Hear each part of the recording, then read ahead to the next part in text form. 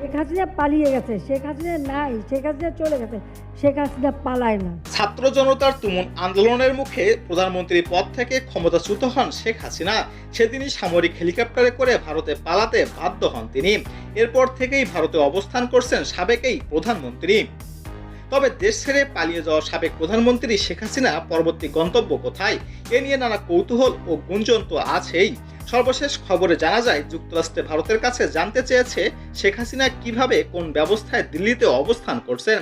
জবাবে ভারত নাকি বলেছে খুব স্বল্প সময়ের মধ্যেই মধ্যপ্রাচ্যের কোনো একটি দেশে তিনি চলে যাবেন। এই খবর ঢাকায় সরকারি মহলকেও জানানো হয়েছে। নির্ভরযোগ্য একাধিক সূত্র এই তথ্য নিশ্চিত করেছেন। গত 5ই আগস্ট ছাত্র জনতার গণ আন্দোলনে পদত্যাগ করে ছোট বোন শেখ রেহেনাকে নিয়ে ভারতে পালিয়ে যান শেখ হাসিনা। বাংলাদেশের সামরিক বাহিনী একটি বিমানে তিনি দিল্লির কাছে গাজারিয়াবাদে হিন্দন বিমান ঘাঁটিতে অবতরণ করেন। এরপর থেকে তিনি কোথায় আছেন তা আর প্রকাশ পায়নি। শেখ হাসিনার সঙ্গে থাকা কূটনৈতিক পাসপোর্ট, লাল পাসপোর্ট বাতিল করে দিয়েছে সরকার। এ ধরনের পাসপোর্টধারীরা ভিসা ছাড়া ভারতে 45 দিন বৈধভাবে থাকতে পারেন।